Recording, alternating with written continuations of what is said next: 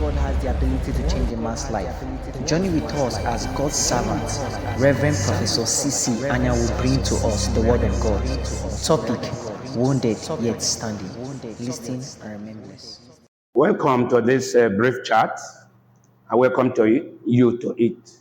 By the grace of God, I expect you to take special cognizance of what I want to say now. I don't know whether it has occurred to you that individuals can be encouraged by your own personal action. Or have you ever felt that there are people whose own confidence can be built as a result of your own confidence you are also exuding? I don't know whether you know that people look at others in order to draw strength and strengthen themselves up to do their best. There's a passage in the Bible I would like to call your attention to. The book of 2 Chronicles chapter 18, verse 33 and 34. Particularly, it is talking about Ahab. And a certain man drew a bow at a venture and smote the king of Israel between the joints of his harness. Therefore he said to his chariotman, "Turn aside thy hand and take me out from here, from I am wounded." And the battle increased that day. Howbeit the king stayed himself up in the chariot against the Syrians until evening. And about the time of the sun going down, he died. This is very, very surprising, considering the fact that a lot of evil are ascribed to Ahab. Ascribed to him in the sense that the Bible says he made Israel to sin. But that will not distract from the fact that this heroic act here has a lot to teach the succeeding generation. What happened here was that he was dead and he was bleeding to death. But he stayed till evening. So that is the point I'm trying to emphasize. Wounded, yet standing. He was wounded. He needed to go out, but there were people looking at him. There were people depending on him. There were people, his fall would be their fall. His running would be their running. His, falling away and dying would be a blow to their own heart and faith. So he chose to sacrifice his life by standing though wounded. If we bring it home to what Christian ministry and work should be, for those of you who aspire to be servants of God, who are in the ministry, who are preaching already, there are wounds you have sustained already. There are some pains you go through. Nobody sees them.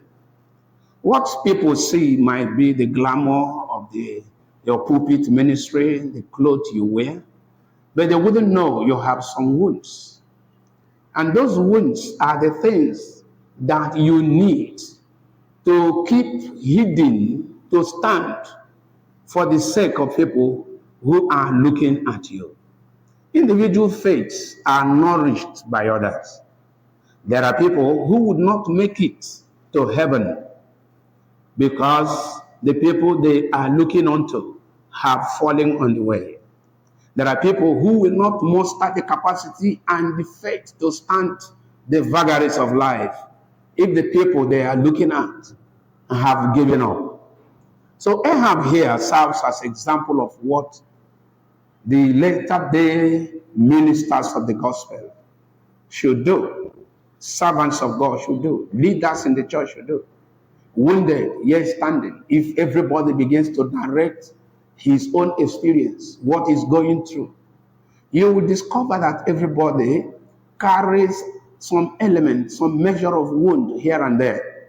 But the issue is not the wound, but standing for the sake of the church, standing for the flock, standing for the people God has given you to nurture. You dare not disappoint them. God believes you are capable. He believes you can do it. He believes you can handle the wound.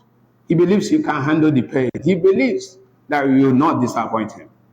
Now, there are people who act as though they are emergency ministers of the gospel. They act as though they come into the ministry cajoled, forced, or pushed.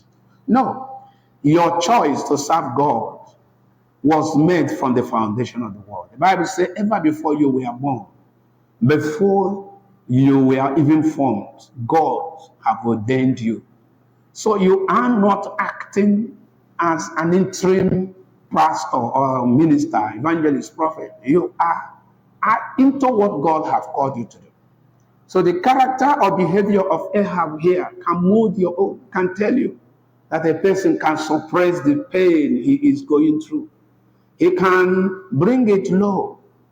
He can make it not to be the issue, the thing to be discussed, the thing to burden the church with, the thing to create a sensation in the midst of the congregation, the thing that should not be a topic of discussion. He was wounded, yet standing, propped himself up, facing the enemy. And as long as he was standing, Israel never scattered, until at least they sustained the war to the end that day in the evening when it was announced that he had died. My prayer is that you will not die in the war front. My prayer is that the wound you sustain will not break you down. My prayer is that some of the things you go through will not be the source of your devastation. But as far as genuine work of God is concerned, as far as God is who he is not moved by our excuses. He believes that he didn't make a mistake in choosing you. So brothers and sisters, wherever you are hearing me from, if you are a man of God, if you are a pastor, if you are an evangelist, if you are a prophet, if you are a teacher, whatever God has called you to do, for those of you in the Bible college where I teach these words, I would like you to know that God didn't call you to be a failure. Your wounds do not happen to him unawares. So, I would like to leave you at this point. Think over it. Consider it. If you are thinking of making your wound an issue in the church, it is not the best. You can be wounded, yet be preaching your sermon. Wounded, yet be teaching. Wounded, yet be praying. Wounded, yet be leading the army of God to the evangelism front. I know that you know that God knows your pains.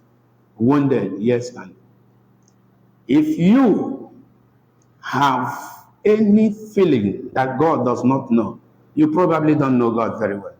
I call you to make use of this opportunity. Until I come your way next time, I would like you to move this message around, tell other people, push it to them through YouTube, Facebook, like it and subscribe to it. The message I've just given you is called Wounded, Yet Standing.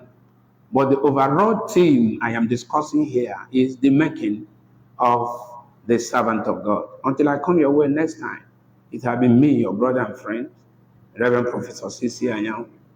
If you have a call to be God's servant, to be a preacher, and you want to be trained in a Bible college, the number on the screen there will be used to call us so that we take it up from there.